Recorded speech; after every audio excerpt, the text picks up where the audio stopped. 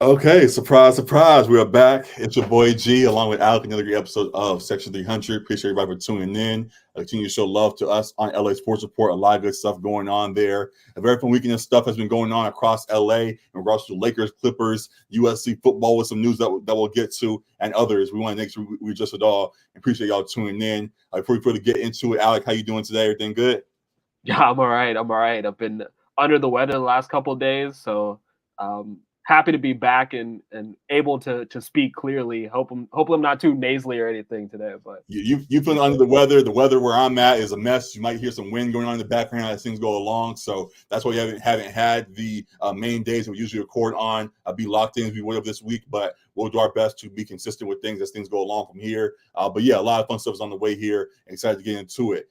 So yeah, jumping into things going on across LA. First things first, the things we just saw happen most recently with us. Our LA squads, Clippers just wrapped up today playing against the Heat and handle business, winning 103-95. Any takeaways from that game, Alec? You said you had some parlays you laid down for it, huh? I threw a little prize pick slip on it. Didn't win because Paul George sold with his 3 for 13. But yeah, man. Major takeaways: Kawhi is playing at an MVP level for this Mm-hmm. Clippers team. I don't. Redick and the other broadcaster talked about it on the broadcast that he likely won't get enough votes just with him playing on a team with two other stars in Harden and Paul George. But Yeah. man, Kawhi is reminding everyone who Kawhi is, and that's an elite player both ways. And emphasis on the both ways because he's an elite defender first and Yep. foremost, and then he can score the ball at a very efficient clip, and he did so. Really made his imprint on the third quarter against the Heat, and was just dominant out there and efficient as usual. Then James Harden took up the slack in the fourth quarter, went on his own run there, and looked dominant himself with the step back threes and distributing the rock, and flirted with the triple double there too. So Mm-hmm. them two carried the load. They didn't need Paul George to do a whole lot there offensively because they held it down. And this Clippers team, you said, I think you had the question: are they the scariest team in the league I was going to get to from the that. top? Yeah, go ahead. Yeah, I mean they're looking quite like it. We talked about it after they blew out the Celtics on their home floor. They're looking like the best team in the league right now. Very deep. Ty Lewis kind of figured out the rotations and figured out how these guys play the best with each other. Recently came out the lineup of Kawhi, PG, Russ Harden, and I think it's Zubac has been Mm-hmm. like a plus 50 or something. Like when they've been on the floor together, like they figured out how to Absolutely. play with each other as well too. So that's key come playoff time when they might be closing some games in some clutch time scenarios. So yeah, it seems like you want to be peaking at the right time. I don't know. You could be wary of peaking too early, kind of thing, Uh, when this team has had their injury issues in the past. But they look like a well-oiled machine right now, and I don't see yeah. anything stopping them if they remain healthy. Definitely hear that. You say peaking, I say to what we said before, and just in agreement with you though. Just in we talk about the season with the Lakers, we talk about it a lot. Just breaking apart the season into different sections and wanting to take steps as the season goes along. The Clippers, on the meanwhile, have been taking necessary steps to build themselves into a champion and are heading still in the right direction and look great. So they very well could be the scariest team in the league right now. Something else that caught my attention, just you talking about how they were able to cook without PG having the best of games was not a situation that they were able to have in the past. Most before it used to be, though Kawhi may have been hooping still, if PG played bad, the team lost or vice versa. Now we can have PG have an off night, wherever the case is, a Where's Waldo night, as people joke about. Where's Paul Still Doe? now, Yeah. but where's Paul though? We can still have James Harden step up and answer the call. We can still have Russ step up and get the job done and still get the victory even against a Heat squad who we originally thought was one of the scariest squads after adding Rozier. So yeah, the Clippers are definitely a real threat this year, and very excited to see how they continue to build as the season goes along. So I'm really with you in that, and yeah, I think I'll put them at the top of the list of the moment. Obviously, we know what Jokic is, and I don't know if I necessarily call them scary. I think we know who they are and see what their peaks are. But this Clippers squad is still postseason wise, and as a group as they are now is unknown. I have a lot of pieces that can play at a high level, and if they keep building up, they could disrupt a lot of plans that even the Nuggets or others that we see as true contenders may have had. So, yeah, I say the Clippers are a squad to keep an eye out for. I don't think anyone wants to see them in a 7-game series. Yeah, it's going to be a tough matchup for any team, I think, including the Nuggets, when PG is going to be getting the third best defender on the team, because you got guys that's going to have to check Harden as the primary point guard and going to have to check and sometimes double Kawhi. Like, getting the third, fourth best defender on Paul George, like, that's a scary sight for a lot of teams. So, and real quick, on the flip side, being able to put Kawhi or PG on Jamal Murray or people of the sort as well, being able to rotate those things. Yeah, so I disagree. Absolutely, yes. It's going to be a tough matchup for any squad on any night. And they're deep as well. The bench, they've got some young guys playing pretty well. And I think just everyone kind of knows their role in this team. One more, just again, real quick. This wind is crazy. If y'all hear in the background, again, my fault. It's wild up here right now. Trees is falling and stuff, but the house is good and all that. But if you hear it in the background, all is good. Go ahead. Yeah, I think when we're talking, it's harder to hear it, so that's good. As long as there's no dead air. It's loud to me. Yeah. But just everyone seems to know their role in this team, which is great. I mean, Russ electing to come off the bench for the betterment of the team, and I think really helped Harden like find his footing and now taking control as the system of the Clippers. Correct. And now that everyone is kind of slotted into their role and guys have gotten healthy, as I said, they just look like a well-oiled machine right now. And they're one of maybe not the scariest team if you don't think they're the scariest team, but one of the more fun teams to watch and playing really, really good basketball.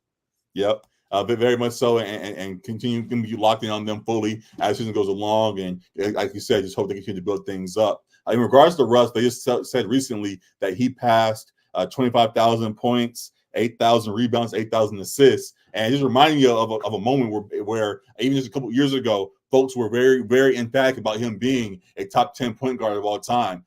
With how things have gone since then, would you still stamp him as that? Or do you think there are guys that you may put above him in that race?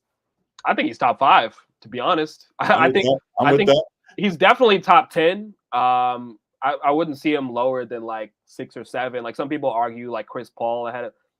I don't think anything on Chris Paul's resume is significantly better than what Russ has done as an MVP and a scoring champ and the triple-double record and all. Like, I think definitively I would put Steph ahead of him. I would put Magic ahead of him. I'd put Isaiah Thomas ahead of him, and I'd probably put Stockton ahead of him. But after that, I think everyone else is kind of arguable between the Jay Kidds, the Gary Paytons, the Steve Nashes. And Russ is only adding to his legacy too. Like, he's 25th, I believe, now on the scoring list. Something like that, yeah. But like, he can continue to rise. Him and Harden, I believe, are like in the top 20. He can continue to rise. He's going to keep playing at least this season and at least probably a couple more. Yeah. He's only going to add to it. He might add a ring to it as well with this Clippers team. So I think he's already an arguable top 5 point guard. Top 10 shouldn't even be a discussion to me.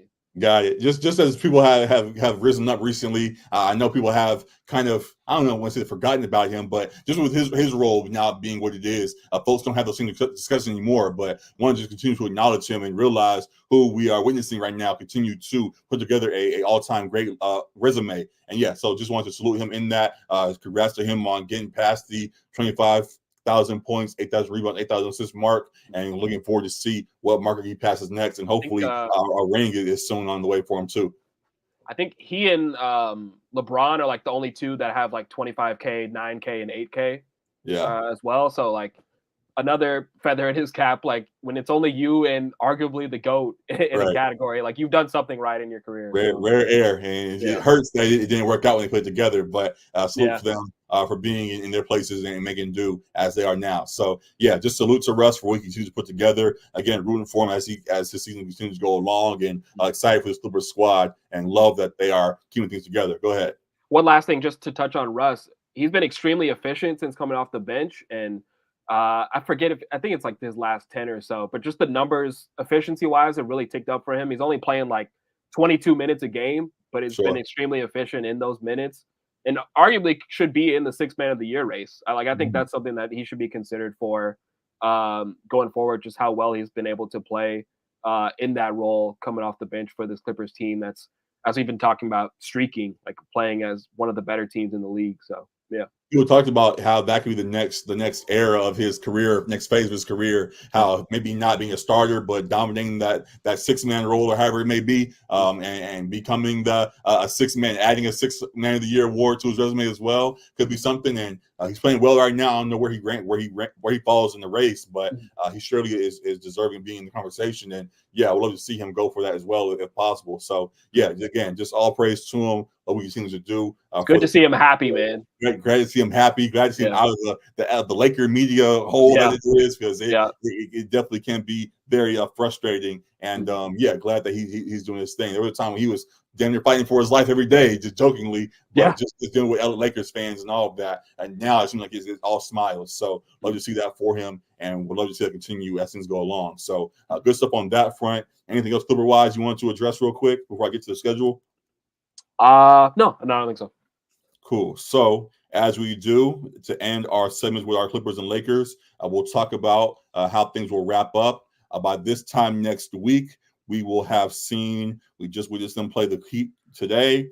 They'll play the Hawks tomorrow, the Clippers, or the Pelicans, on Wednesday. And then by this, they'll play the Pistons on Saturday. Yeah. And then they have the Timberwolves the following Monday. So the next 2 or 3 games are just the ones you see here. Obviously, we'll get to them as time goes along as well. But by this time next week, how do you see the Clippers schedule playing out? I think they win all 3, to be honest. The Pelicans give them the best fight, and the Hawks being a back-to-back on the road could be tough, but I think they're a much better team than the Hawks as of late. Beyond Trae Young. Trae Young's been great individually, but the Hawks have not been good. Yeah. So yeah, I think they take care of business there. And yeah, the Pistons, they still fight, but they're just not a very good team. They're a young team. So yeah, I think they win the next 3 in a row. That sounds right to me. They don't slip up too much like the Lakers do. Right. So I won't see any fall offs. While I did say they did lose to the Cavs last week. So that's a team that's won 14 or 15 or whatever. The Cavs have been playing great quietly. Again, they might have finally found the formula that folks thought they would when they first signed Donovan Mitchell. So them putting it together is great. Very quiet squad, and we got to talk about scariest squads. Might be them 2 right now that are the scariest with how things have been clicking. So salute to them for what they continue to build there, and we'll see what's next for them. But back to our Clippers, I think these next opponents they have on schedule should be able to handle until the Timberwolves, and we'll be back to talk about that before then. So should be a good week. Might check out a little bit of that Pelicans game on Wednesday night. But should be good stuff, and we'll stay tuned as things go along there. Good stuff with the Clippers on that front. We tuned into it all. For those watching on YouTube, be sure to show love again to Eloquence for what you guys are watching on now. Make sure you're subscribed to the channel and show love there. They appreciate that. We're continuing to build it up. We also have others on the channel doing their thing. Just had a great Quentin Johnson interview just drop on the channel as well. Make sure you check that out and just continue to build this up as best as we can as things go along. So good stuff on that front. Going from there to the Lakers side, not as fun, but it's been very fun actually. Not as successful, but they're very fun still. The Lakers did their thing this last week in some spurts. Most recently handling the Knicks on what was that, 2 days ago? They just played the Knicks in the Garden and had a very fun game. LeBron had a good night. Austin Reeves and D'Angelo looked pretty good as well. I think D'Lo had a nice bounce lob to LeBron at some point in the game and all of that. And they are at times showing themselves to be the squad that we believe they can be. Do you think this can continue? Or again, as the trade deadline continues to get closer, that changes need to be made in order to get the squad where it needs to be? Yeah, changes still need to be made. But I will say, like the last 2, because they won that game against the Celtics without LeBron and AD. And the whole team kind of just rallied around each other and played really great team basketball. And Austin Reeves put up a 30-piece once again. D'Lo was helpful scoring-wise as well. Got some good Jackson Hayes performances these last couple games. Appreciate that. A little bit more Christian Wood, which we talked about, like wanting to see him get some more minutes potentially. We've seen guys step up of late. We've seen more of the defensive intensity, especially in that Knicks game. I can say there was heavy emphasis on the defensive intensity. I think it was good for LeBron and AD in that game they sat out to see how hard those guys were playing without them too. Yeah, yes and no. It's also like, why don't y'all play like this when we on the court? Like, there's sometimes them guys there's a little bit of that, but I think there's something to like fresh legs as well, because like LeBron got like 3 days off and like looked fresh in that game against the Knicks too, and he is, of course, it gets talked about a lot, but he is 39 years old. Right, So old man Bron, sure. it does help to have like a little bit of more rest, especially on the road. But yeah, I agree. Like, not this year, because AD's been pretty consistent this year, but yeah, you don't want to have to tell your stars to play like stars on both ends of the floor every night. I get you there. But I think it was a positive for them to see. I mean, because LeBron had looked frustrated for like the past week at least. It was a positive. What'd you say? He was saying it. He was tweeting about it. There was all the mysterious tweets and stuff going on with clock ticking and all of that. Bron, old brother, Bron being mysterious again. Tweeting like a wide receiver. What was going on with him? But it seemed like they slowly turned the tide in the last couple of games with how they played. Any thoughts on the Bron tweets and stuff that were going on the last couple of days?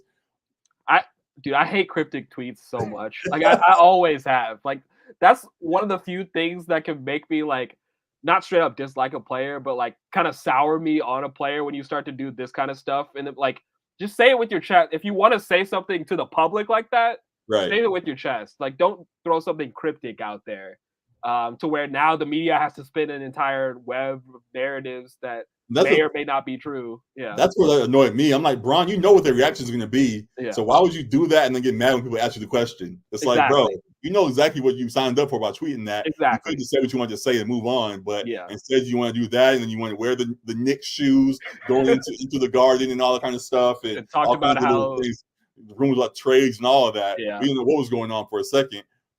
Obviously, like, it's not realistic.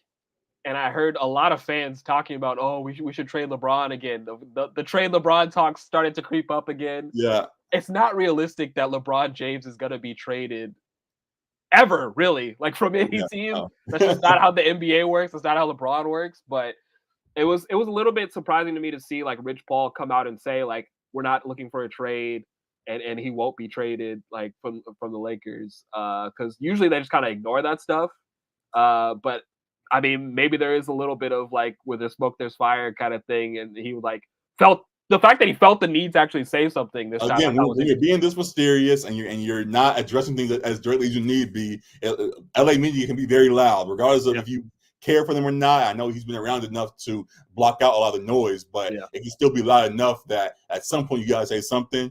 So with all the speculation swirling, because we didn't know what going on with this, because he didn't say anything. He's posted this with no clarity or anything. No emoji tweets, man. Cut it out. Yeah. So because of that, folks started jumping to the grandest extents of their imagination with what this meant, and thoughts about trades and all of that. So it led to them having to respond to it. And I'm glad they cleared it up, because folks were confused for a second, and all kinds of trade scenarios were popping up. Bron to the Warriors for Kuminga. I'm like, bro, we're not doing this right now. It's not that serious. So it's not 2K. It's not. Yeah. Please put the trade machine away. Ban the trade machine at this point. Enough's enough. Yeah, I think a week ago too, we had another tweet fiasco. Of course, it wasn't as big because it wasn't LeBron, but Christian Wood tweeted like LOL like randomly, and then all of Lakers media like jumped on him. It was like, what was that tweet about? He was like, it was an accident. I was supposed to quote tweet something. Like, bro, no, you did. Oh, shoot, excuse me. He got in hot water very quick. So Bron should know if your 10th man on the bench is getting that kind of scrutiny for the LOL tweet, you know your hourglass emoji tweet is gonna get headlines across ESPN, across all sports media. So exactly, he knew what he was signing up for, tweeting that kind of thing. But in terms of trades and what needs to happen, to your like original question, I do still feel like we need to make a roster move. Like we talked about, the trade isn't necessarily for the regular season; it's for come playoff time. And it feels like that type of move still needs to be made. I feel like with them winning these last couple of games, it was a positive, and how hard they were playing was a positive.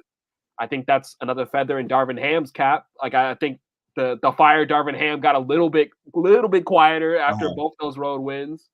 And I think speaks to how we as fans maybe should relax a little bit on thinking we know everything how an organization should After run. every season, Laker fans are like, okay, guys, we learned that we just need to breathe through the regular season. Yeah. Everything will be okay. We'll get to the postseason. As long as we're in the playoffs, anything's possible. Then the next season comes around and things start going bad and the whole world just starts panicking. It's like, bro, do you forget what we said last year? It's always this. So we will be, I won't say perfect, obviously, but I do believe we get in the postseason. Then seeing what guys we have getting us to that point will be the deciding factor of how far we go. But the world is not ending for the Lakers. We will be all right. And there definitely is overreaction every year to every moment that our squad makes. Yeah, when you're the Lakers, you're gonna get the media scrutiny. When you're a LeBron team, you're gonna get the media scrutiny. So it makes sense, obviously, but yeah, like too many fans, I guess, like feel like we know everything, and I will never claim to know the the ultimate answer to every question that this team needs to fix. But yeah, like you say, like we feels like we need to relax a little bit. The last thing I just wanted to say was Anthony Davis. Once again, want to continue to sing his praises because defensively in that Knicks game, he was everywhere at all times, altering shots, just forcing guys to not even take the shots at the rim just because of his presence, blocking shots. He had one of those possessions where he blocked 2 on the same possession. Yeah. He's just everywhere defensively. And he's a huge part, as we've talked about for years with this Lakers team. We go as AD goes. It's a 1A, 1B thing with him and LeBron, but he needs to be the 1A of that 1A, 1B. And when he is playing like that defensively, he's a monster out there. He's scary for any opponent. And he's been very, very dominant and very, very consistent this year. So I just want to continue to praise him for that because he's taken a lot of scrutiny. Yeah, I echo that as well. I want to continue to appreciate what he's doing here. Definitely stepping into the role that we have been hoping for him to take for a long while now, and we hope it continues on all season long. It could be very, very fruitful for us if it does. So, salute to him for what he's doing there. Just happy that we finally got the AD we were hoping for here. So, great stuff on that front. With that being the case, in regards to AD doing this thing, and LeBron, as you said, when rested, playing as good as he does, are there any new pieces that you see beyond the names that have been floating around that you think would pair nicely with them to take the next jump into a true contender? Or you think it's still the DeJounte Murray type, we discussed a few times now, as the top option? I'll actually go another route in saying that I think pieces within the team can elevate. Like we've seen Reeves, as I said, he had the 30 piece without either of them on the floor. Yeah. But even just in this last game in the Knicks game, it was kind of highlighted how he's one of the guys calling out plays and telling guys the spots they need to be and seeking out his own shot and shooting with confidence. We talked about at the beginning of the year how we felt like this team was missing a little bit of something, but if Reeves or D'Lo can step up and be that consistent third piece, that we might have something here. And if Reeves can continue to escalate and rise into that third, like certified third spot on this team, I think that goes a long way into whatever trade move they do make. If he can be that consistent third piece for them, they can be a real threat come Western Conference Finals time. So I'm happy what I'm seeing from him in the last couple games. He's shown it at different points in the season, but then kind of slumped at points as well. So if he can consistently be that, I think that's kind of the saving grace for this team and not having to look elsewhere. Yeah. Definitely agree with that. To go from this to now being the guy that knows the plays and is calling the shots, definitely is a big jump for him, and want to continue to see him elevate. We saw last year the step he made in the playoffs, and that led us to believing he would be that third option potentially. And the third option doesn't necessarily need to be during the regular season. Obviously, we know the postseason matters most, so we'll see in the postseason if he elevates, and we see what this team can do in 7-game series. So that's what we continue to hold our hat on. That this team can flip somewhat of a switch when the postseason comes around, and I'm excited to see how things go. We will acknowledge that. As much as we want to continue to look forward to that, we still have to solidify a spot. Things are not fully secured as we'd like to be. Far from it. Yeah, very far from it. We're still currently sitting at the 9 spot. Do you think we're going to stay in play-in range all season long, or any chance we jump out of play-in to 6 or above? Yeah, like I mean, 6 kind of looks like ceiling right now, just with the Kings being 6 games ahead. Yeah. I think that 6 to 8 range is probably where they're going to fall in. But yeah, I mean, These are to three this games point, ahead. Say it again. You said I think six. we're 6 games behind the Kings. You see the Kings at 29-19. Yeah, we're at 26. What am I reading wrong? Oh, 6 losses. I say 6 saying, losses. Yeah, yeah, yeah. right. All right. So yeah, with that gap there, like it feels like that's gonna be hard to get ahead of them. But yeah, I think they've been essentially a middle of the pack mid team. The Lakers have been, Yeah. and so maybe with the trade that changes a bit. Um, but yeah, I think that play in range is probably where they're gonna end up. Yeah. Got it. Yeah, it sounds about right. But we still have seen that still can work out in our favor. We've been in that situation a couple of times now before, despite LeBron's early on dismissal of it and not wanting to be a part of it. It Yeah. saved us a couple of times now. I Yeah. think we'll benefit from it yet again this year. Yeah. And yeah, definitely would work out in our favor yet again. I think we still can handle those other three squads that would be in competition with us there. So good stuff there. As we get closer to time to position ourselves in that, what teams would you like to see early on in the playoffs? Like who you think we can handle early on in the playoffs to really get a run started of the top squads? Do you want to see the Thunder immediately and be the ace seed and play them, or would you rather play the Wolves or the Clippers somehow? I really don't know that the Lakers can think like that, like can play that game just They because can't. I'm asking you though. me same thing with me as a fan. Like I don't know that I can play that game as far as like who I want because I think all these teams can still beat the Lakers too. Yeah, Like that's my point. Like I'm saying, you think they all could beat us in a yeah. series still? Okay. Yeah, I mean as far as who's ahead of us, yeah, they all can. I don't think the Pelicans would. And No, I'm saying if we did get into the playoffs and we're a 7 or 8 seed, yeah. of the top seeds, who would you want to play first in a series? Oh, yeah, still none of them, but like the most I would want to play is the Thunder, just with their Okay. youth. Um, yeah, I think the Thunder would probably be the least of the challenges, with the Timberwolves hungry and proving themselves and want to prove that they're a legitimate contender. Taking the jump this year finally. And they figured out their offensive struggles with Gobert in the mix too. Yeah. And then the Clippers, who we talked about earlier in the show, just are probably the deepest team right now, and they always have the Lakers' number in the regular season for the most part. So I don't see that really changing in the playoffs with the healthy Kawhi, healthy Clippers. So probably the Thunder of those three if they are in playing range. Yeah, now before it's too late because they're definitely all on the rise and they're already the 1 seed and they're going to continue to elevate as the years go along with the young core they have. So yeah, that sounds about right to me as well. But as you said as well, I will acknowledge we'll adjust that more as the season goes along. But for right now, let's just make sure we get spot security and go from there. So we tuned into it all as things go along. The last thing as we do, we'll just do for the Clippers as well, just our weekend review. By this time next week for the Lakers, we will have played the Hornets tomorrow night, the Nuggets on Thursday, the Pelicans on Friday, and then not until next Tuesday do we play the Pistons. So by this time next week, how you see the next 3 games going for the Lakers? See, this is the thing. Like, and you mentioned about the Clippers. The Clippers don't really mess around with bad teams. Right. The Lakers can mess around with bad teams, and that's like the annoying part about the Lakers. Yeah. There's a Hornets team that they should beat by double digits. And I'll say that they win this game. It's annoying that you have to kind of consider it. The Nuggets, really tough game. It will be at home though, which is a plus. But that's probably the toughest of the 3. TNT game. Yeah, we'll be watching that one. Yeah, that'll be the toughest of the 3. I'll say they probably lose that one. And the Pelicans will be a dogfight too. I'll say they win. I'll say they go 2-1 in the next 3. Yeah.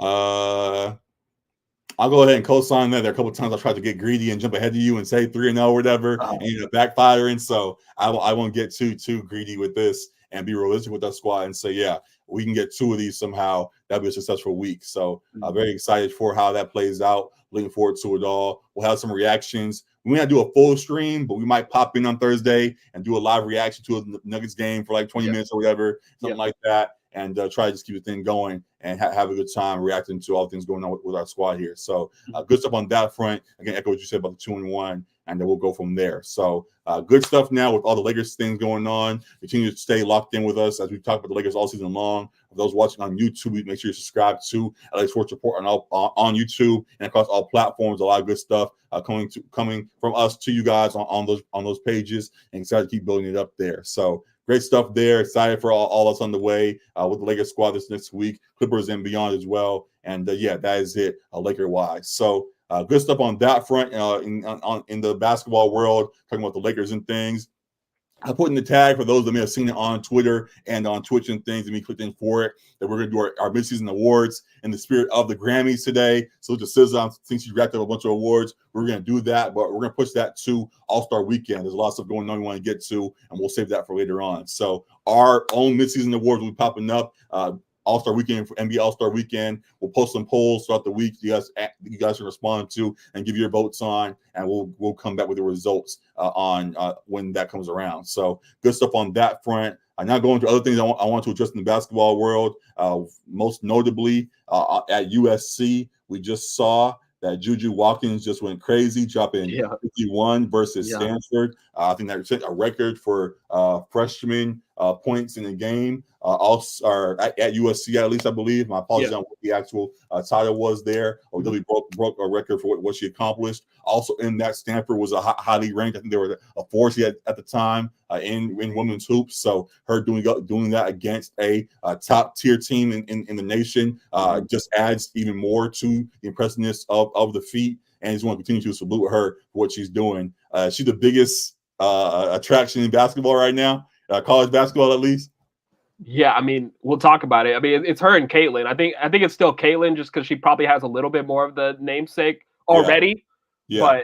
But she's Juju is certainly skyrocketing up there right next to her. I mean, she's probably definitively going to be the freshman player of the year just with how she's playing. But she arguably could be player of the year too. She'll be in that discussion as well. So that's incredible from a freshman.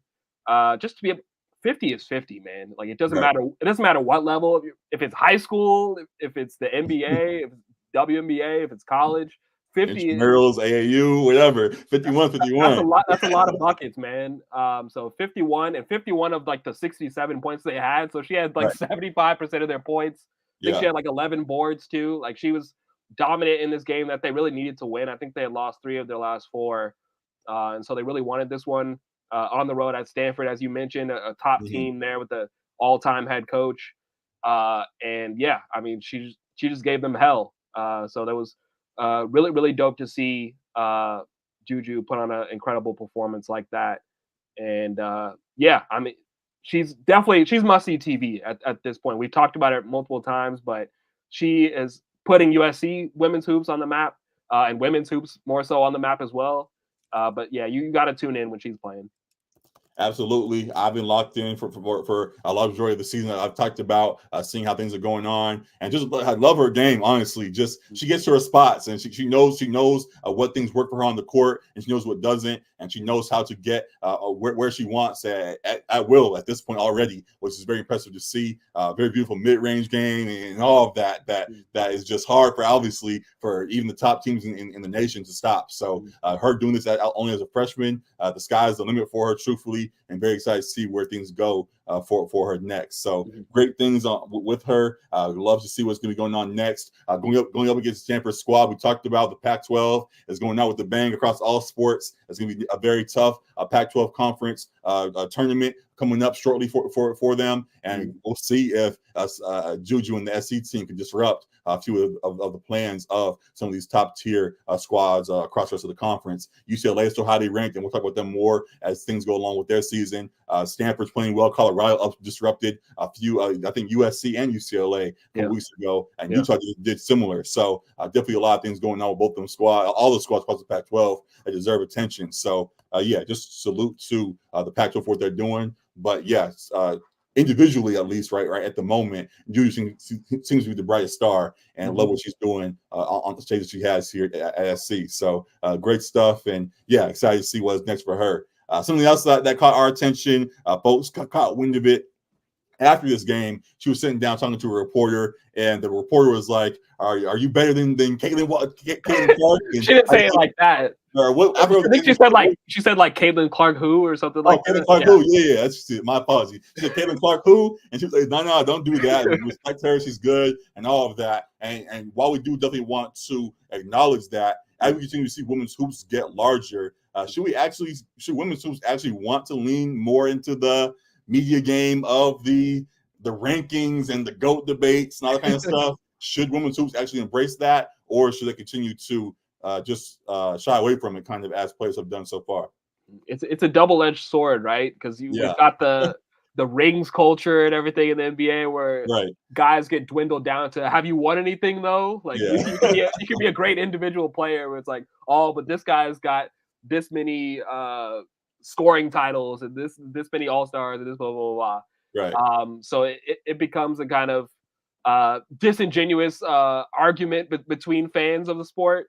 But I do think rivalries make great television, great entertainment for fans. Like we love a great rivalry. We loved Magic and Bird from their college days up through the pros. We loved the Steph and Bron. As much as people complained about seeing Warriors Cavs, we still love to see that rivalry. Them going head to head. So yeah, like we obviously rivalries are a big draw, and anytime you can kind of create that, maybe you don't want to create real animosity between individuals, but like the competitive edge and the competitive nature that you want to see. Women have that just as much as men do. So it will be great to see that on a large stage, and especially between some of the faces of your league or organization, like to see some of these top NCAA women competing against one another. Yeah. We'll see it in the Pac-12 tourney because, as you mentioned, the Pac-12 was loaded. But hopefully we get to see some of them match up with Caitlin Clark or LSU in the tournament as well, too. And was it South Carolina that Dawn Staley coaches as well? For the tournament, yeah. I think the Pac-12, yeah. Exactly. So, like, seeing them go up against some of those top teams, like, would love to see, because it's great for any sport to have the best of the best going at each other with a competitive edge. So. Yeah, definitely agree with you there. I do think they should entertain just a little bit, and don't gotta lean all the way in like the men do, because the men, we see how toxic the NBA game has gotten, both just between players at times and on online, folks on Twitch or whatever the case may be, how folks talk. But I think for entertainment wise, they can poke at it a little bit. Maybe the players don't have to do it too much, but they can start doing more of the GOAT debate type stuff. I think they already have some of that going on within it, as we still are getting more ourselves into the women's game. There are, from what I've already seen, there are some debates like that already go on, and continue to have that just for the fun of the sport. Would continue to bring eyes to it. For those that are still on the fence about it, that could draw them in, seeing some more rankings about who the top athletes are in the game right now and who's better than who.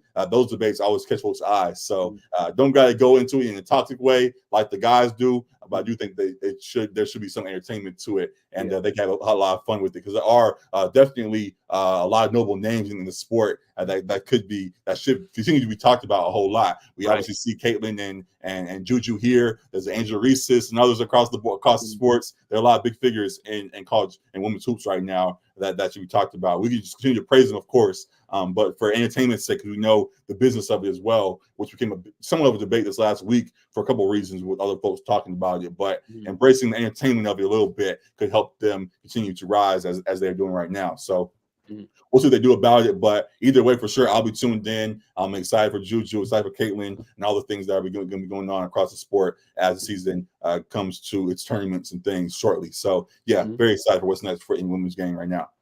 Yeah, absolutely going to be tuned in. I think to Caitlin Clark's credit, too, I think she's about to pass like the all-time points in college. Like Kelsey Plum, I think is the leader right now. About that, there's been a little bit of debate. How do you feel about her doing that? Because I think part of her doing it is because she had like an extra COVID year or something like that, and she may have got a couple extra years. I think Kelsey Plum did it in 4, if I remember that correctly. and Caitlin will be doing it in 5.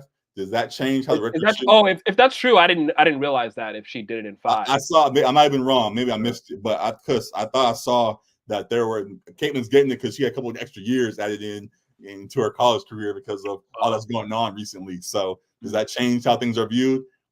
I mean, if that's the case, maybe it's a small asterisk or whatever. But I think because of how great she has been in her college career, like I don't think it necessarily like hurts the record either. I mean, because we've seen her individually on the biggest of stages too have those that Steph Curry type run or those tournament runs that like really stand out amongst the rest. And she kind of became a household name.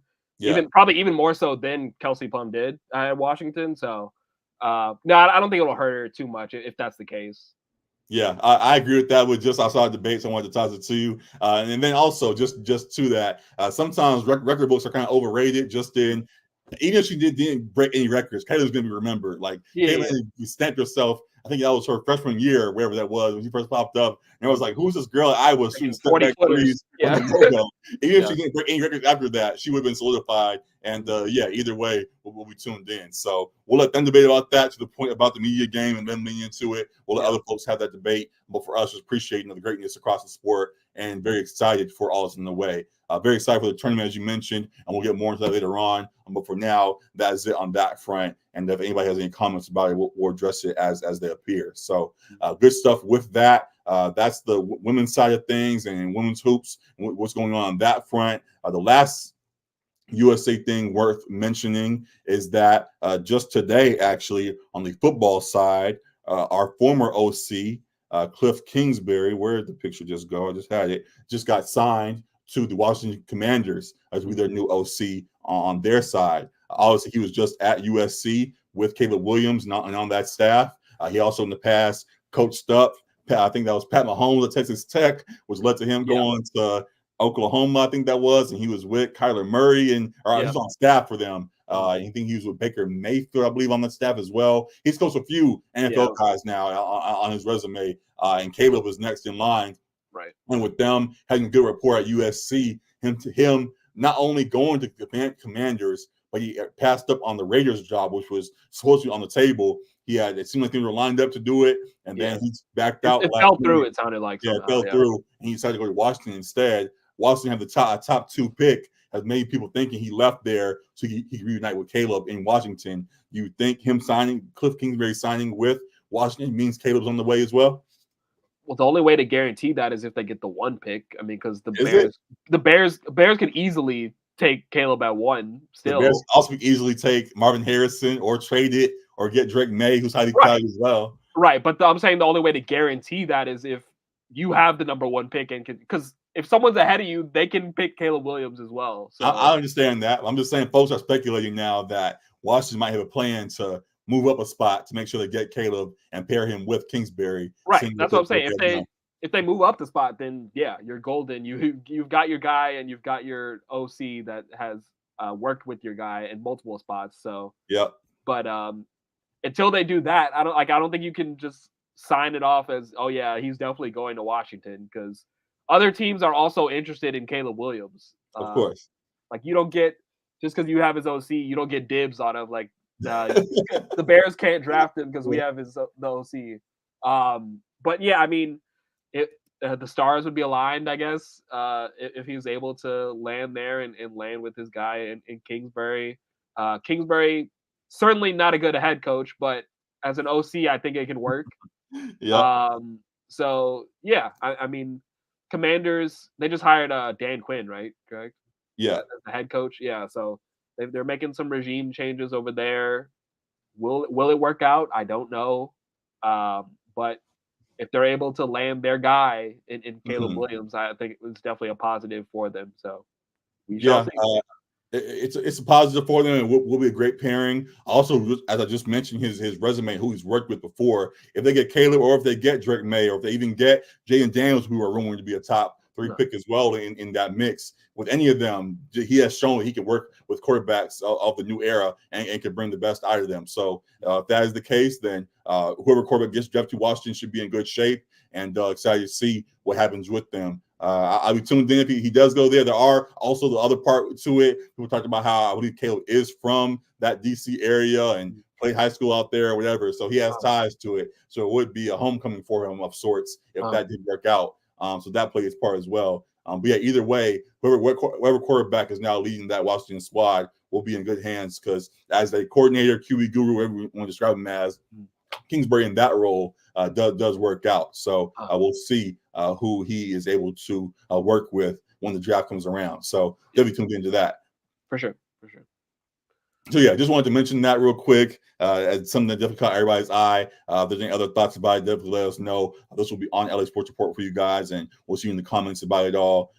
That really is the main stuff on the docket for us today, though. Somewhat of a short episode, wanted to address all the LA things going on across the landscape of things, and we'll continue to address it as things pop up. Beyond that, any other there's always NBA madness. Any other NBA stuff you want to address, or anything else that caught your eye recently? I saw that Doc Rivers got named as the Eastern Conference head coach for the All-Stars, and he was like, "That's so bad." Like he just called it out, like because he's only coached 3 games for the Bucks. Right. So for him to get named the head coach, obviously it's based off the team record, but it's still funny. And to his credit, he said that he was gonna give like the bonus to Adrian Griffin. Yeah, he did say that. For coaching. So yeah, respect to that because I mean he doesn't have to give him that money, but I think Adrian Griffin did earn that at least. I mean they went 30-13. It's still crazy to get fired for going well above 500, but like I understand why they did it in the same token.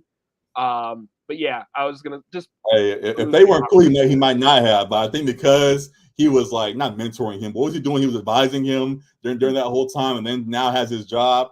I think it's like the least I could do now that I got your job is give you a check that you earned, the last check that you earned, and then let you go about your way. So I appreciate him for giving that back to him, and we'll see how that plays out when the All-Star game comes around. Yeah. It's just funny to coach 3 games and get that nod as the All-Star coach, but yeah. I'm trying to think. Was there anything else? Oh, Joel Embiid with his meniscus tear.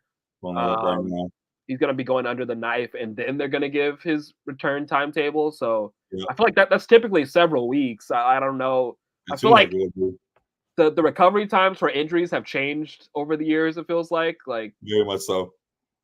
ACL, I think, is still like a 9-month type thing, but a lot of these injuries, it's like guys are coming back earlier and earlier from what used to be long recovery time. So maybe it is something where he can be back come playoff time. Right. But Tyrese is going to have to hold down the fort until then too. So it's going to be tough for them to not drop in the standings when you have the Knicks and the Cavs playing really good basketball, the Heat playing really good basketball. So it's another tough break for Philly, who had Embiid playing like an MVP, but once again gets hit with a tough injury. Very tough situation that's going on there. You think if he gets up to the playoff, they still can make a deep run, or you think this is going to make their season fall short yet again this year too? It comes back to the same issue that they always have in the playoffs is his health. You know, like they've made it to the playoffs, but he hasn't been 100% in the last couple runs they've made. So if he's coming off a meniscus tear, I don't think he's going to be 100% once again. So it's like.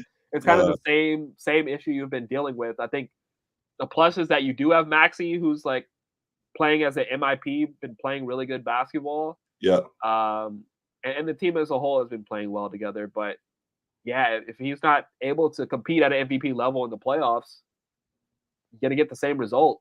You're gonna get bounced in the second round. So yeah. Got it. Well.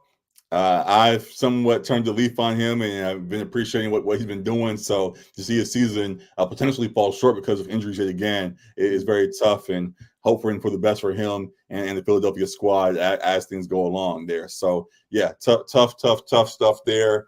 Another thing I'm just looking at.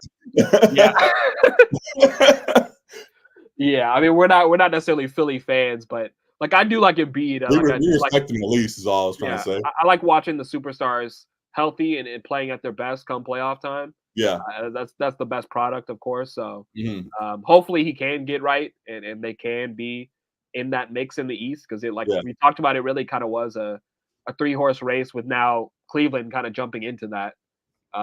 So it'll be great if he can make it back and make it a competitive Eastern Conference in the playoffs. But I was going to say there was another 60-point game that I missed. I didn't even realize it happened, but Steph had 60 against the Hawks the other night too. Yeah, they lost though, so They did, but that's like the third 60-point game in a loss too. Like there's been yeah, a lot of 60+ performances happening in this NBA. Just kind of continuing on our last discussion of how the league is kind of changed, and we're getting a lot of high scoring performances. yeah. Um, And getting pushing towards Kobe and all of that. Ironically, I don't think we actually even mentioned Steph in the conversation, or maybe we did, and just as an obvious name. But we talk about Luka for sure, and other guys like that. But Yeah. Steph surely is one of the top guys as well that could push for an 80 ball at some point. So right. we'll see if he ever goes for it. But He's yeah, definitely tough for them to go out like they did. And what do you think with the Warriors squad at this point of their season as well? They've been same shows as the Lakers have all season long. Maybe even worse with how their shortcomings have been because of right. injuries and all of that. Yeah, I was gonna say too. You mentioned Kobe. Him and Kobe are the only guys like 35 plus to have 60-point games too. Yeah. So he joined Kobe in that, with Kobe's final game, of course, as we remember. I didn't realize it was past 35. I think we said before, but yeah, he actually is up there. So that's probably why we didn't mention him in guys that could touch 80, because he is like one of the older guys. But I mean, he can still put it up with the best of them. Yeah, this Warriors team, I think we talked about it a couple episodes ago. It feels like they're gonna miss out on the playoffs potentially, and that they're gonna have to move on from this nucleus. And we talked about they put it on Steph, but like as long as Steph doesn't want it, they're not gonna break up the him, Clay and Draymond. But it feels like they need to kind of turn a new leaf and hit this last chapter of Steph's career with some new pieces around him, because Clay's older, Dre's older, Steph's older, and Steph could use more help in his older age. Because this Warriors team is going nowhere fast right now. Yeah. And the worst part, not the worst part, but the I don't know the funny part, ironic part, however you want to describe it, is just that Kuminga is starting to play well and turn the corner finally as he's getting more playing time. He asked for playing time and is getting it. That might lead them to say, oh, now we got Kuminga now, so we're okay. We'll keep the guys together and we're going to keep this thing rolling, because now we have a young guy that's stepping up as that next guy on the squad to elevate. So, they might fool themselves yet again, seeing how good Kuminga's playing. Would have been nice, potentially. He hasn't quite blossomed like we thought he would, but having hit them with Jordan Poole on that roster still. Yeah. With the Kuminga. I honestly forgot about Jordan Poole. Right. We all did. Sadly, he was the next James Harden. He has not quite been that on the court, at least. So, we'll see how things go from there. But, definitely tough things going on with that Warriors squad. And we definitely we'll see what they have to do to turn around. Like I said, Kuminga being elevating has been helpful for them. Hopefully, they don't get blinded by that and decide they can hold on longer than they should. So, who knows? So that's the big stuff NBA wise. I wanted to get to what they're saying in the comments. Salute to brother Goof for tapping in. Lance, definitely praying for the show. I got Lance there. Anything else NBA wise you wanted to get to? Just with Trey pictured there, I mentioned him briefly earlier, just with the Hawks struggling, but him playing individually well. There's been a lot of discussion about him as being an all-star snub, which I do agree with. I mean, he's averaging like 27 and 11 or something like that. Right. He's been really great individually, especially offensively. And people have pointed to, I saw a clip earlier today of JJ Redick and Paolo Banchero talking about how his defense has improved as well. Like it seems he's paying more attention to that side of the ball and making an effort on that side of the ball. Yep. The Quinn Snyder-led Atlanta Hawks defense is not a very strong unit. And because of that, they're not winning a whole lot of games. So, I understand kind of why he got snubbed in that sense, but his individual play feels like it should have superseded the team play at that point. And he should have been maybe not a starter. I think he was voted, he was top 1 in fan vote or top 3 in fan vote for the Eastern guards, but Everything else was low. He definitely should have been a reserve, I felt like. So it feels like he will get one of the injury replacement nods. Right. But I can understand the frustration for Trae Young fans and for Trae Young himself for not getting that All-Star nod once again. We're expecting to jump in this whole Atlanta squad, and while individually guys have Trey's playing well, Jalen Johnson's playing well, the team as a whole has not quite put it together. And they have a few injuries as well. I think DeAndre Hunter's been in and out of the lineup for a few times the last month plus. Sadiq Bey had been in and out of the roster lineup sometimes as well. They just dealing with injuries and stuff too. But we had saw that they had peaked during that what was that Hawks Sixers series a couple years ago, and like 2 years ago. The sky was the limit for them. They have not quite reached that same peak since then, and they might even be heading towards the rebuild with Trey and trade rumors and all kinds of stuff as season keeps going along. So definitely salute to him for what he continues to do over there, and hopefully that team puts some more help around him. He's supposed to be the guy in Atlanta that turns things around for him, and shows he can be, but they haven't quite put together the right roster to succeed as they had hoped. So tough times for sure. So that's the other thing we wanted to address NBA wise. Beyond that, the other thing I wanted to get to real quick, we almost forgot it, but the freaking Pro Bowl was today. Did you watch any of the Pro Bowl today? No, come on, man. Is there any way to get you to watch the Pro Bowl? We talk about this every year, man. I think we talked about flag football, which they do some flag football. We said that was the solution as well, and that hasn't really helped anything. People still ain't watching, so it's not even really a glorified pickup game. It's less than that at this point. Like how people talk about like the NBA All-Star game kind of being a glorified pickup game.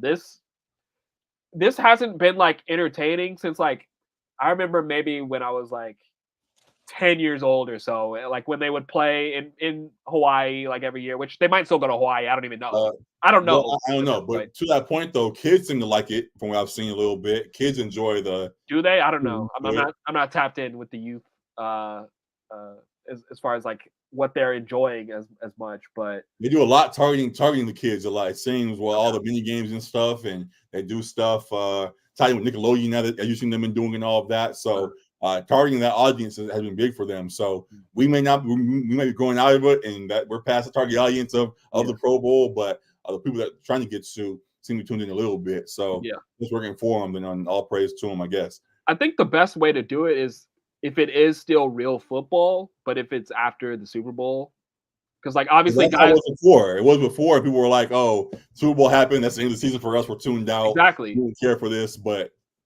that's kind of what I'm saying. Like back when I can remember it, like being interesting and compelling to me is like when it was back when they would play in Hawaii, they would have their NFC versus AFC teams.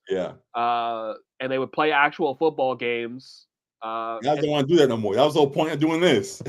Guys stopped trying to play real games. I think that's the only way. That's the only way it's interesting if it's actual football. I mean, because like obviously the guys that are in the Super Bowl like aren't going to risk their bodies, of course. Right. So you can't do it before. So like it feels like it'd have to be after. I mean.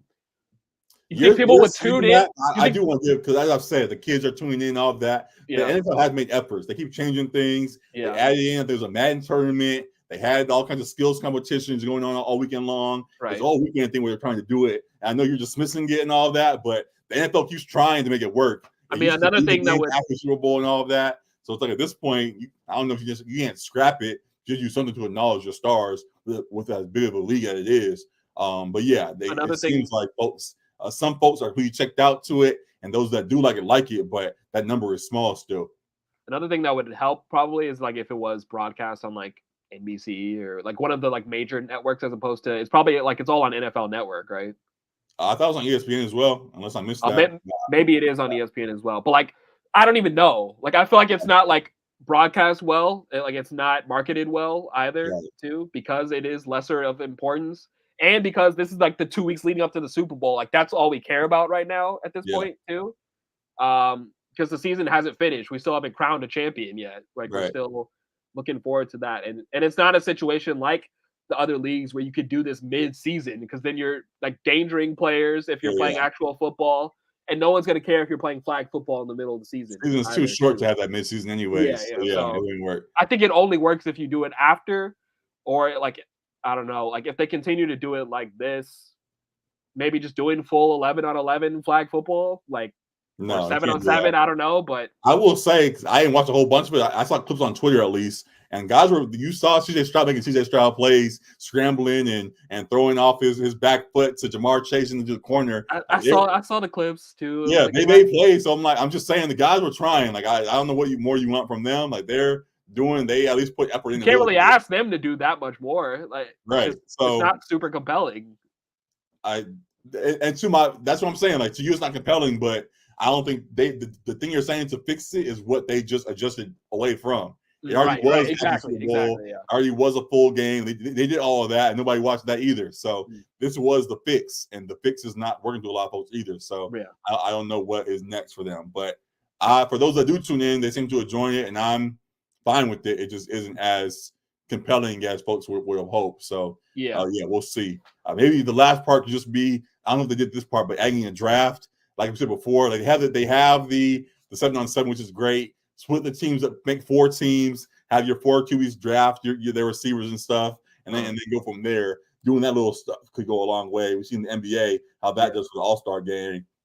That could be the last straw that helps folks seeing how guys get picked. But outside of that, I really don't know.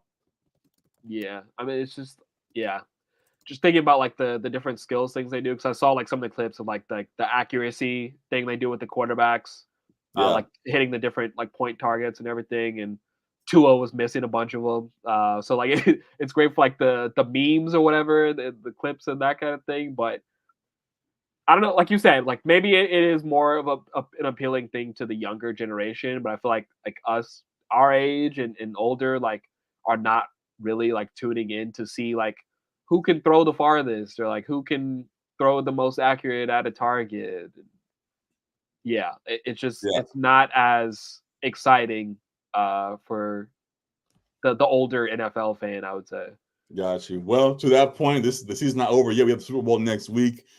Usher concert next week for some of us, and we'll see how that plays out. We'll have another show before then, but another thought as we get closer. Have your thoughts changed about the Super Bowl?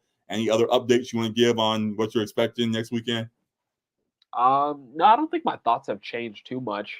I think I'm still going with the Chiefs at this point. I don't think there's been any major like injuries or anything that would like sway me, or any major storylines that have come out that would sway me too much. Any new thoughts about how the Niners run their offense or anything like that would make you pick otherwise?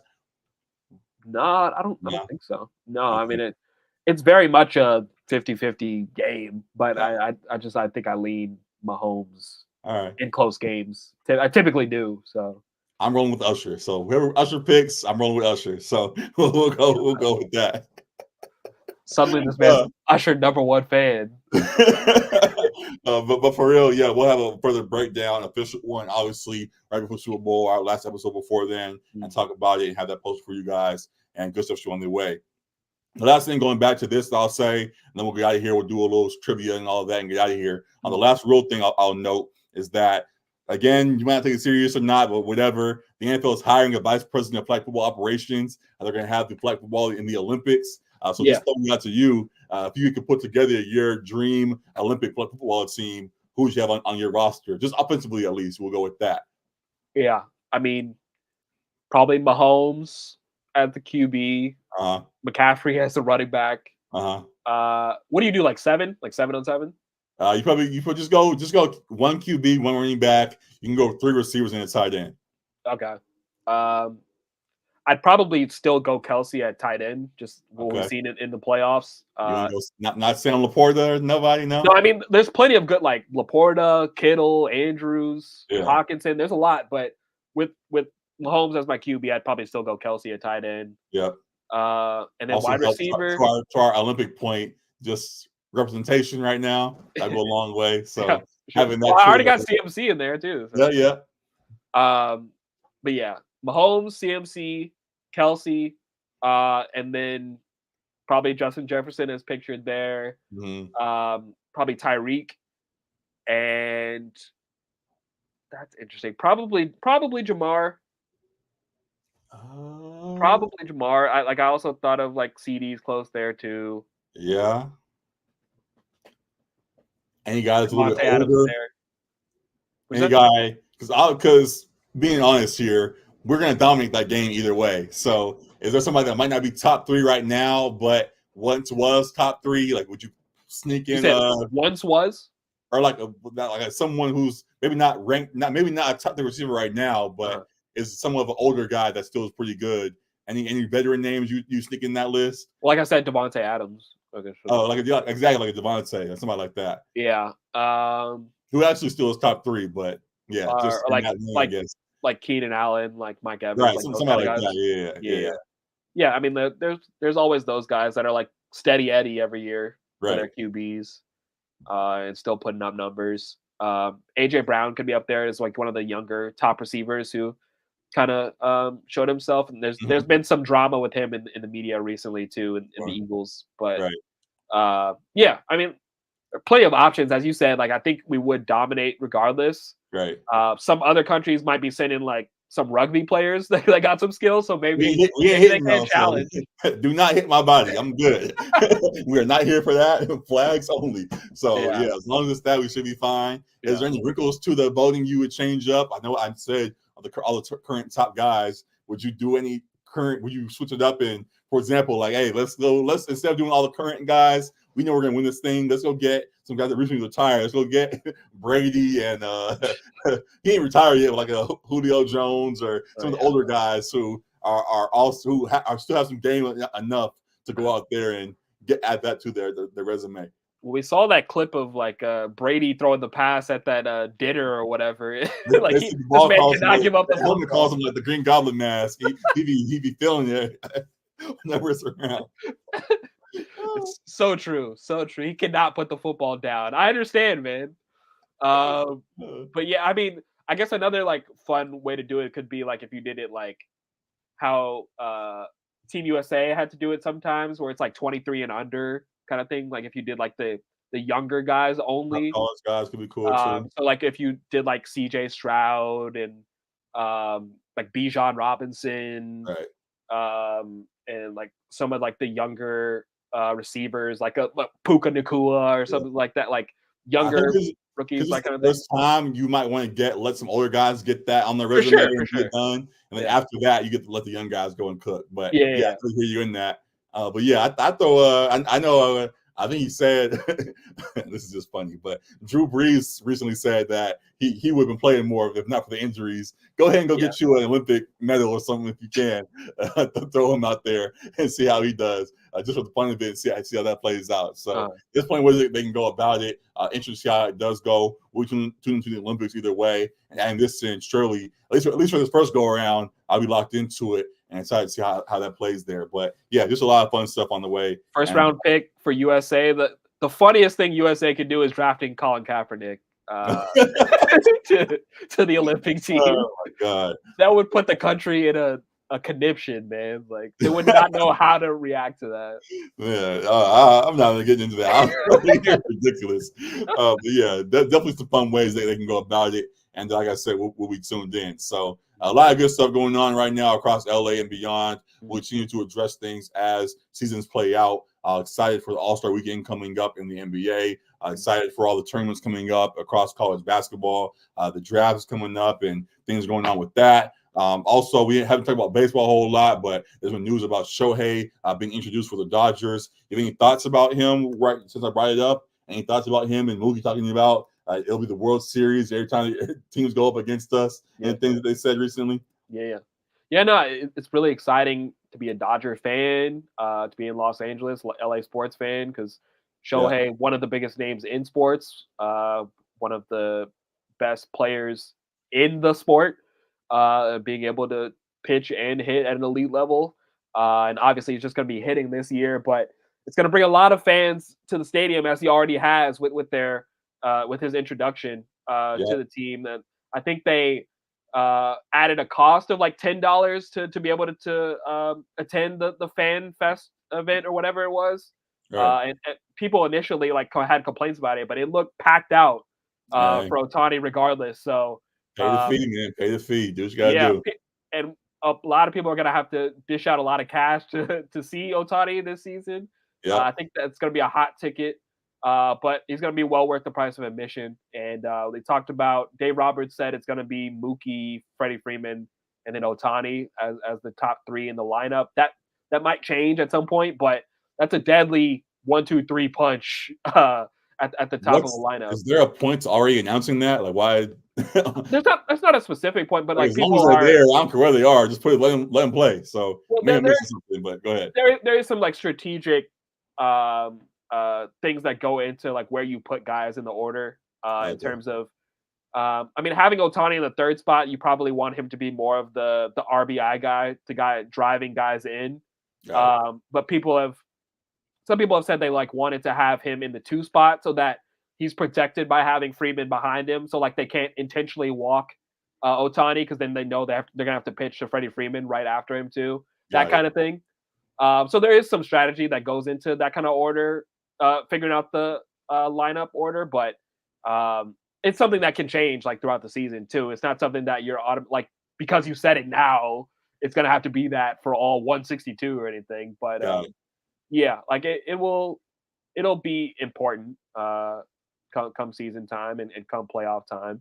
But yeah, I think Otani being here, being a Dodger, is going to be awesome for the sport, awesome for the city, and it's going to be awesome that we're going to get to be even more of a villain. I think because as you Yeah. mentioned, Mookie's quote about it being the World Series for every team that plays us. I think that's true. Like I think it's true for the Lakers too. Like teams still get up for the Lakers because it's the Lakers and LeBron, Yep. even though we haven't won a title since 2020.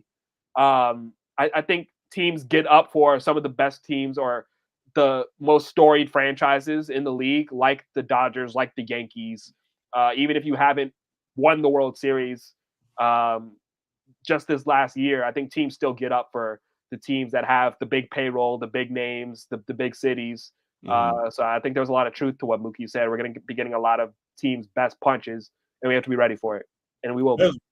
Players know who the stars are, and we know we have plenty of stars on our squad. So, yeah, there's going to be a lot of punches thrown our way, and we're ready for it. And, yeah, very excited to see how we fight back and continue to add banners to our stadium over there. So, we'll be locked into it for sure all season long, and excited to get a tiny jersey of my own at some point. So, a lot of good stuff going on across all the sports, as we mentioned. A lot of good stuff going on right now with Lakers and all of that we addressed. We'll continue to talk about it all. And that is the main stuff for the stream. Earlier, zero. Appreciate the opportunity as you guys do. As we close, we'll do as we always do to end it. We'll try to get one NFL stream, one NFL trivia in, one NBA trivia in, and then we'll call it a night.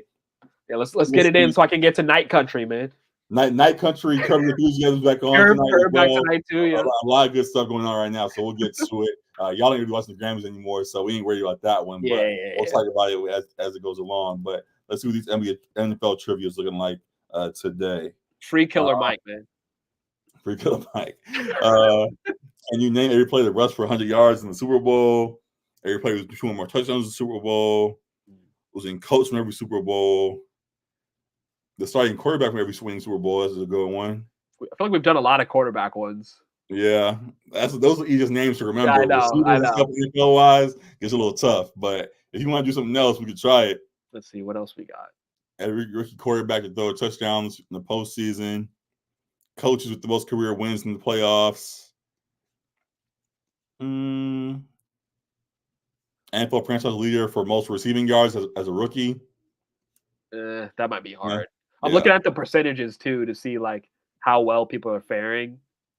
And some of these are not too high. Yeah. The quarterback ones are all the higher ones. Can you name the NFL players with most seasons scoring 10 or more rushing touchdowns? That's interesting. The active NFL players who rush for 1,000 yards or more in the season. That's a good one. Active. Right. Quarterbacks with the most career passing touchdowns in the postseason. We might get that one. Can you name the last quarterback each NFL team selected? I think we get that. Yeah, we did that one.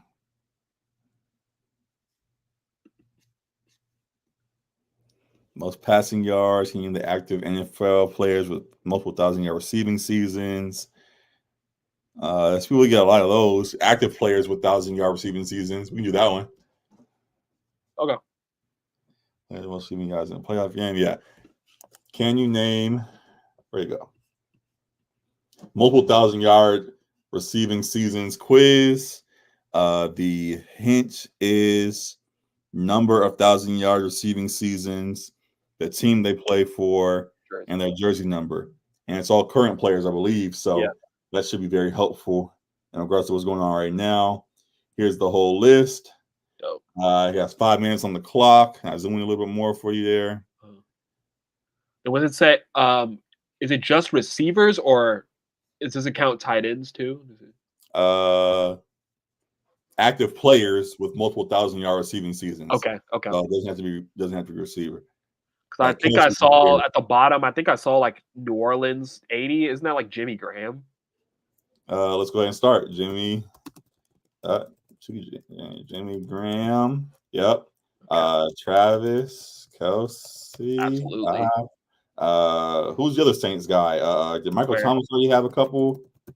Yep. Did Odell have a few?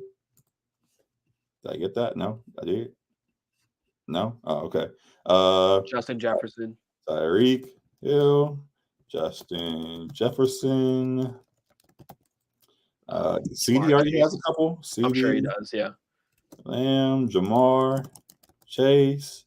Jalen Waddle already has? How you spell that? Yeah. Waddle? Yeah. Jalen, okay. DK. Stephon, Diggs, DK, Metcalf. Mike Williams. Cooper Cup. Nope. The other Cooper Cup. Number 12 is that Darren Waller? He has a couple. Yep. Oh, okay. Number 2 is that Robert Woods? I think so. Yeah. 8th, George Kittle. Yeah. Keenan Allen. Yeah. Is that Odell Beckham? I thought I typed that. Odell. Okay, there we go. DeAndre Hopkins would have that as well. Yeah. Devontae. I thought I put that already. Devontae Adams. Who's at the top? Tyler Lockett. At the top, we still have. Can I scroll, please? Mike Evans. McLaurin. Yeah, Terry McLaurin. Mike Evans. Julio Jones is number 80 on Philly right now. Yeah, I believe so. Number 3, Brandon Cooks. Yeah, your most hated. What's his name? Higgins? Say again. Is T Higgins on there? Yeah, T Higgins right there. Yeah. What's the dude? DJ Moore. Yeah. DJ Moore. Number 11 for the Steelers. Is that Deontay? Who is that? Does he already have? I don't know. That's not how you spell it. I think it's AE, right? Say that again. I think it's AE, like Deontay. No. Like you had the first part right, but just the last part, I think it was AE. Yeah. Number 11 for Pittsburgh, and they have 3,000-yard seasons. How's it not Deontay? All right, 83. Is that Tyler Boyd? Carolina, number 19 is Adam Thielen. Yeah. Chris Godwin. AJ Brown. All right, the last one. All right, just type Johnson, but maybe we spelled it wrong too.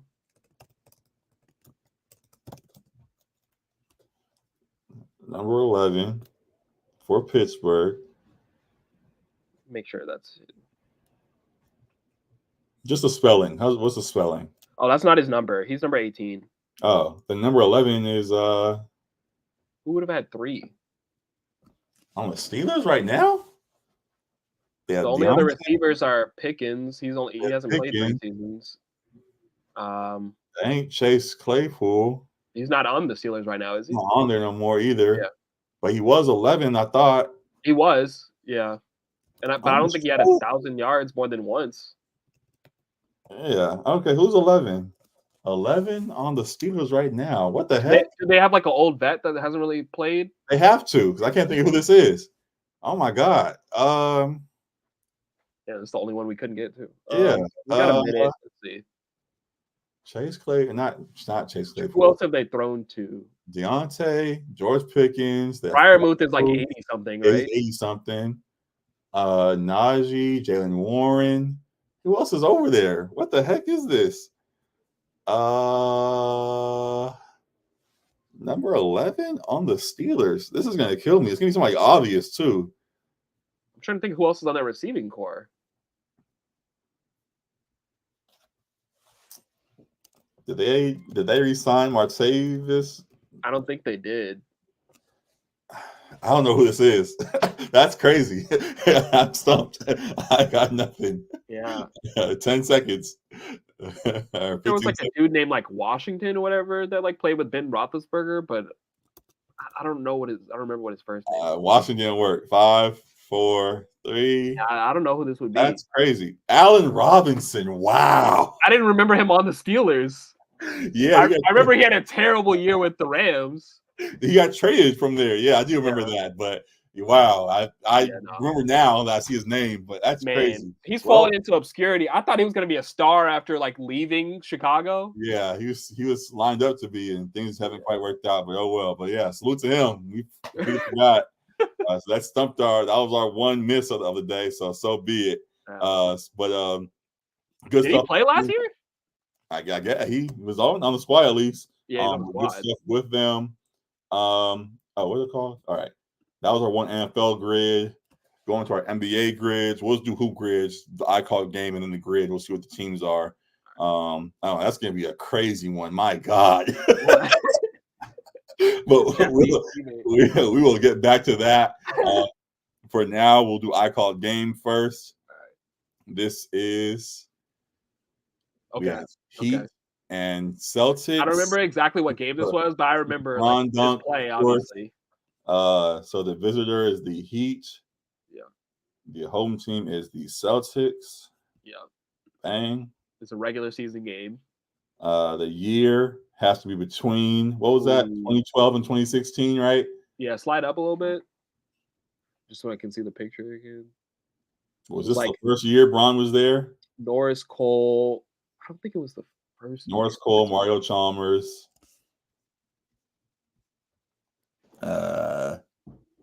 Is that Joel?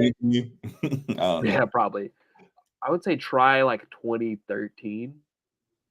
2013 sounds proper. Bang. Okay. There we go. We're on a roll today. Yeah. March 18th, 2013. So regular season game as well when they ask this. Yeah. Bang. Still in the first picture. We have Spoelstra. And that should still be Doc, right? And that should still be Doc over there. Bang. We cooking today. Players. Is that Tony Allen? Is that? Maybe. What year we say 20? Oh no. All right. What Jason Terry? Yeah. Was that the last Paul Pierce year? I think he was already gone. Oh, okay. You can try it. We just said it was what year? 2016? 2013. 2013. Oh, 2013. Was he gone? Oh. I think he was on the Nets by that point. Oh, okay. So KG was gone then too. Maybe like a Jared Sullinger, like those kind of guys. Oh, it was that team. Oh no, it wasn't. We'll just get the Heat first. Okay, so we got Bron, of course, Dwayne, Wade, Bosh, Norris Cole, Joel Anthony. Oh no, all right. Well, they had to have played in the game too. So. Oh, Norris Cole, Mario Chalmers, yeah. Who else is over there? They have Haslam. I don't know if he played, but Haslam. Yeah, that's always. He did play. Who else? Would Birdman be there? Ray Allen. Is that Ray over there? Man, really went to the Heat. That's crazy. That's not Paul Pierce right there? Oh, it might be. Yeah. You didn't guess him? I thought you still guessed him. No, you said it wasn't him, so I just didn't put it. Oh no, I said I thought he was gone by then, but he might still be there. All right, then KG is still there because they got traded together. Right. Rondo. Oh, I guess not, or he didn't play. Try Rondo.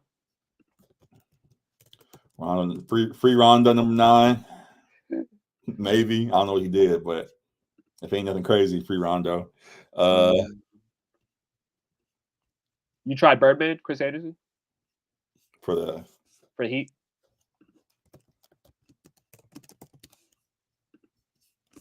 Yeah. Yep.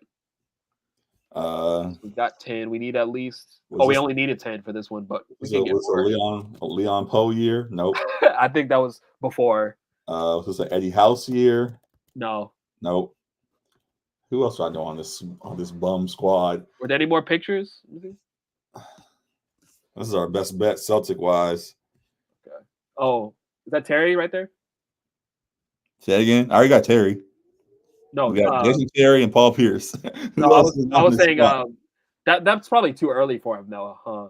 Because I was saying like Rozier on the Celtics. Yeah, that's probably too early for him, huh? Yeah, he was 20. Oh, yeah, he was 2015, so he won't be there.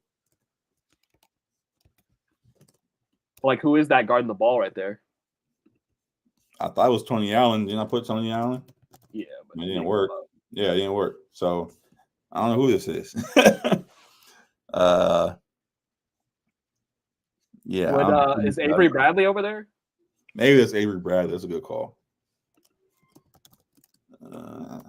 I don't think Matt's watching today. He would have been on our head already. So we're saved. He would have helped us. Yeah, Avery Bradley. I still don't know who that is guarding the ball, though. Who else was playing with Avery Bradley? Is Evan Turner? Is he on those teams? Evan Turner. Nope. Dang, who was on this team? Glenn Davis? Big Baby Davis? Glenn Davis. No. Damn. Already on a different team. All right. We got enough. So 8-11. Yeah. So whatever. We'll take the bang. Next. Last shot. Who else was on the team? Let's see. Courtney Lee, Brandon Bass, Jeff Green, Chris Wilcox, Shane Battier. Yeah, I wasn't getting that. Oh, Battier, yeah. Last shot. This game was over pretty early, wasn't it? I don't even remember the outcome of the game, to be honest. Wasn't it a blowout? Isn't that why Bron was dunking on folks and stuff? Or no? Bron was always dunking on folks, so it's hard to tell. Against that Celtics squad, they ain't have nobody on that squad. So I'm sure the easiest guess is LeBron, but yeah, it was wrong. Yeah. All right, so we got almost perfect today, which is good. Yeah. Bron had 37, 12, and 7. Of course. And then 8 years later, still putting up numbers. Salute to that man. Bonkers. So yeah, good stuff on that. And the last one, because I don't know, this is gonna be tough. I don't know what this is, bro. You want to try this or not? Yeah, let's do it. All right. So up top, we have Jeff Teague, Paul Millsap, and Kyle Korver teammates. This is like an all Hawks thing. I don't know why they did this. And it's Al Horford, DeMar Carroll teammates, as well as the Hawks itself at the bottom. So technically, all these guys could work for each other in ways. Some of them, yeah. Some of them. So we can overlap it properly if we want to, but we can try for where you score if you want. My God. And Korver. Well, one guy not pictured here, Joe Johnson, would fit in one of these squares. Yeah. A Kyle Korver or Al Horford teammate. Al Horford played on a few squads beyond the Hawks, obviously. Right. He was on Celtics for a few years. Sixers too.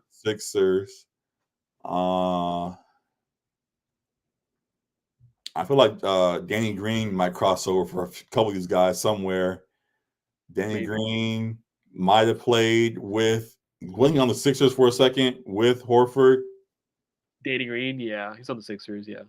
And then he might have played with Korver somewhere, potentially. This is Hoop Grid, so we have guesses. I'll put Danny Green in the top left corner here. Nope. All right. You can put Joe Johnson in Korver Hawks. You want to put that somewhere else because it might not. There might be another answer somewhere. Oh, I see what they did. Like this is the starting 5 that was all in the All-Star game. Yeah. I see. Yeah, I mean, I guess we can save that one. We can put Joe for the Damari Carroll lane because he was there, wasn't he? Oh no, I guess not. All right, never mind then. I'll put him here. Joe Johnson. What? Oh, I guess he wasn't there at the same time. All right then. Kyle Korver teammates. Carlos Boozer. Was he on the Hawks? A teammate. Oh, for the Hawks, right? Yeah. Was Kirk Heinrich ever on the Hawks?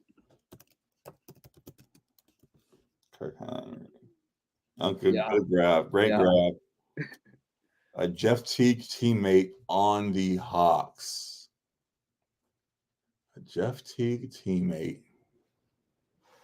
I think Omer Ashik got to be in one of these squares. I don't know which guy.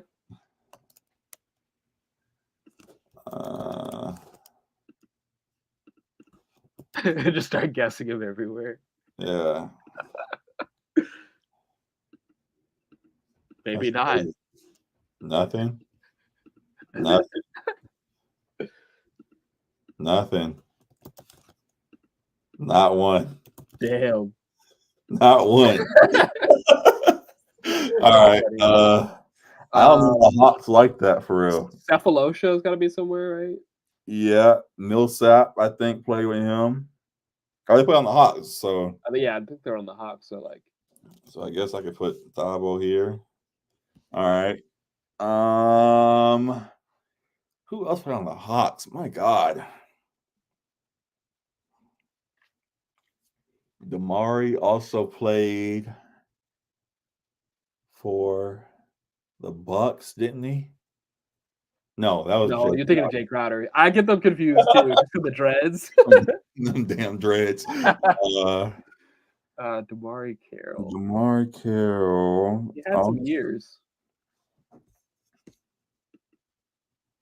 Who else was just on that Hawks team with them when they were the All-Stars? I don't remember, dude. I can't tell you that squad. Right? I just know starting 5. Dwight Howard was on the Hawks, right? Did he ever play with Teague? You want to do hint mode for the first time ever? Oh, I don't know what that is. Sure. Oh, you get to guess. Oh, I said Dwight Howard, so you can use Dwight. All right. Dwight? Nope. Oh, so it gives you guesses of the. Okay. Yeah, it didn't tell you who it is. You can guess which player. Was he there with Trey? Danny Manning is crazy. I don't know who that is. I thought of Trey. It's either Trey or Terry, right? Nope. Trey it is. Okay. Kyle Korver and Al Horford. Grant Hill. These are crazy names. Jason Thompson. Oh my God. I would not have thought of Nurkic. Where would that overlap even be at? I guess you could put Teague. I didn't realize you could put the guys that are already like on the outside too. I said that at the beginning. Yeah. I said the score might be high. Oh, that's Bing. How would that even? Come on, man. Obviously not. Dellavedova, no. Well, Kyle Korver, Korver, yeah. I'll just do that. Wilson Chandler's a good name because he played a bunch just for later on. Yeah. Keep that name in our mental because he played everywhere too. Millsap. Why is that low? He's on the board. Yeah. Whatever. Horford. Yeah, whatever. Let's just get this out the way. Oh no. Muscala. And then Mike Beasley, Pat. James Worthy's crazy. Probably Schroeder. There you go. All right. We'll take it. All right. Can we do one without having the hints? Without it being all Hawks? Yeah. My God. Why did they do that? Which one is this? Can this load properly, please, for us so we can get out of here? I don't think I did this today, so I don't know why it's saying come back tomorrow. Try again tomorrow.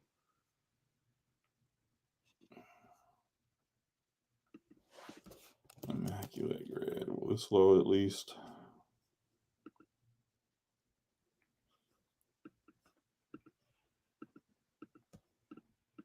Uh-oh.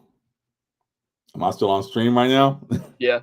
All right. I'm like, I know this wind's blowing. I don't know if I got kicked off just now. Oh. I was acting up all of a sudden. Okay. I thought you had some SJ pop up on accident or something. No, I'm good. This. And those targeted ads are getting a little too specific. I got. You got to relax there, man. Chill out. Oh man! All right, well, let's load it. So we'll try this out. There we go. Look. Multiple NBA Finals series. That's a good one. 500 plus career 500 plus. So they have all right, yeah, let's do this. Okay. All right, so one multiple NBA Finals series: Suns and Magic up top, Pistons, Wizards, and then 500 career 3-pointers made along the bottom. You want to go guesses or no unlimited guesses? So guesses. So that being the case, 500 career threes. I'm sure Devin Booker got that already. If you want a rare score, Chris Paul, I'm sure has got way past that at this point. KD is over there. Bradley Beal, I'm sure would count at this point. Yeah. Who was there before that? That was a shooter. Eric Gordon is there. Yeah. Any of those you want to try? I like Eric Gordon. I feel like that's a lower guess. Yeah. Bang, 1.7. We'll take that. Magic. Three. Think Jameer Nelson got there? I feel like he did. Jameer Nelson potentially got there. Hedo probably got there. Rashard Lewis from that old squad probably definitely did. There. Kyle Korver or JJ Redick was there, wasn't he? JJ Redick was there. Yeah. He probably got that as well. Here's one. Channing Frye. Did Channing Frye get 500 career threes? He was one of them OG. Was he with the Magic long enough for that? I don't know if the whole career has to be with the Magic. No. I just mean like if he did 500 plus. Oh, because it's just for the career. Okay. Yeah, career. He was there, wasn't he? He was on the Magic squad for a second. Was he on the Magic? I'm trying to remember now. I know Suns for sure, Cavs for sure. Yeah, the late days. Lakers too. Yeah, I could have sworn he had.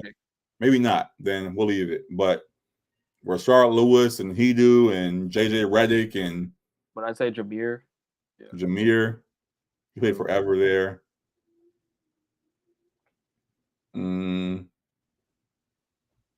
Yeah, any of those names, I'll let you pick. We can try to, because Jameer played how long there? He played a minute there. Yeah. We'll take the L if this is not right. It has to be right. It should be. Yeah, okay. Our go-to, I'm pretty sure Ish Smith played for Pistons. The Suns, the Pistons, and the Wizards, no? He played for Pistons and Wizards. Yeah. The Wizards, I mean, yeah. He played for the Suns? I could have swore he did. Ish Smith. Before this era, but he was there. During when they're real guard heavy, it was like Eric Bledsoe. Yeah. It was Isaiah Thomas, I think, was there at some point. Brandon Knight was on the Pistons, right? Brandon Knight, yeah. That's a good one. Pistons. Yeah. He's right there. Oh. Yeah. There we go. Great grab. Magic and Pistons. A name that came out to me, I can't remember for sure if he played for the Wizards, but was Mikhail Petrus. That's a good deep grab. So we can save that if we can't think of a big name. Didn't Grant Hill play for Detroit and the Magic? Definitely the Magic. Wasn't he on Detroit? Definitely Phoenix. Oh, that was Phoenix then. He was somewhere else. Yeah. It was Magic and somewhere else. I don't remember Detroit. I thought it was. Maybe not. Let's see. Multiple NBA finals. Was Dwight ever on the? Wasn't Dwight on the Wizards when he had that first incident? Yeah, he was on the Wizards. You could use Dwight. It'll probably be semi-high, but yeah. He's Dwight. Oh, he didn't win multiple final series. Did he? Who? Dwight. He only won once, right? Yeah, just one with the Lakers. So it wouldn't count for multiple final series then. Nah, you could use him there for Wizards Magic. Dwight Howard. Yeah, high number. Yeah. So well. Suns, Wizards. Okay, then who has won multiple series and played for the Wizards then? Bradley Beal is the obvious Suns, Wizards. Yeah, I think one for the finals though. Won multiple finals. Former Wizards. Super high. I'm gonna try Grant Hill for this, and I'll take the L. But I could swear he played for them. For sure. Yeah. All right, he did. That's what I thought. Nice. All right. It would have to be an older Wizards player, probably, right? Because like as far as multiple finals.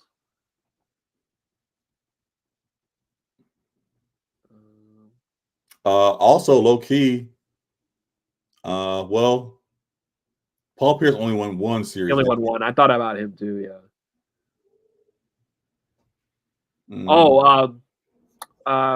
KCP, right? Because he's won with the Lakers and with the Nuggets. Great name. Pistons. Who was on that champ? Chauncey Billups only has one, I think. Right. Tayshaun Prince only has one. Richard Hamilton has one. Ben Wallace has one. Did Rasheed Wallace get one somewhere else too? I don't think so. He played with the Blazers for a while, but I don't think he did. Davis was on the Pistons for a second. That's true. Who else has been on the Pistons and actually won something somewhere? Yeah. It actually had a good career. Yeah, I know. Pistons, multiple series. Who's like been good there? That's a tough. They've been bad for a while. AI didn't win. No.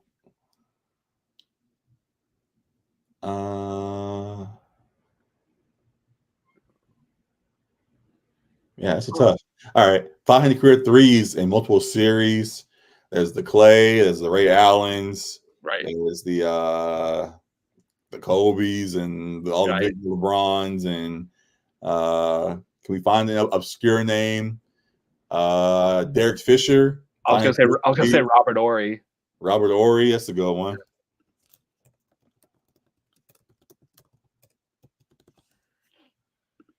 Bang, 3%. Take it. They couldn't get NBA. Not even in the jersey. Not even the jersey picture, man. Robert Horry, man. Whatever. All right. Now our last one. We got one guest left, so we're on track. And to end the show as well, a Piston that played that won multiple titles too. Oh, let's just go back to the old ones. They're well, actually no. Like Isaiah Thomas. Joe Dumars, Rodman. Rodman counts. Rodman definitely. I don't know really who else. So we'll take that and just call it a day. Yeah. And claim our perfect board for once. Dang. Thank you. All right. Can we get some answers here? Isaiah first. Jordan played with the Wizards. The obvious. Yeah. JJ Redick did count. Like we could have got that one. KD, Steph, Dwight, Grant Hill. Yeah. Okay. So yeah. Cool. All right. We got some more obscure ones than. Yeah, we got some obscure ones. We got a perfect grid for once. Finally, to end on a good note. But yeah, a lot of good stuff in the books. We appreciate y'all for tuning in today. We didn't get a full announcement ahead of time, but for those that are able to tap in or retweeted the show as we were live and all that, we appreciate all the love. We'll continue to bring great content to you guys each week, and we'll try to do our best to be more consistent or give you just more heads up ahead of time before we get rolling there. But either way, definitely appreciate the love. And excited for what's going to be going on this week. A lot of good stuff coming up, obviously. NBA All-Star Weekend's getting closer. NBA trade deadline is fast approaching, I believe. Yeah. Just a lot of stuff's going on across the landscape, and we'll be back to address it all. As we say, always keep showing love to LA Sports Report as we do. A lot of good stuff going on across all platforms. Those watching on YouTube, make sure you subscribe to the show. And yeah, appreciate y'all, man. We're going to get out of here. This wind's blowing all kind of crazy, and I'm ready to go. So appreciate y'all. Alec, appreciate you, bro. Any last word from you?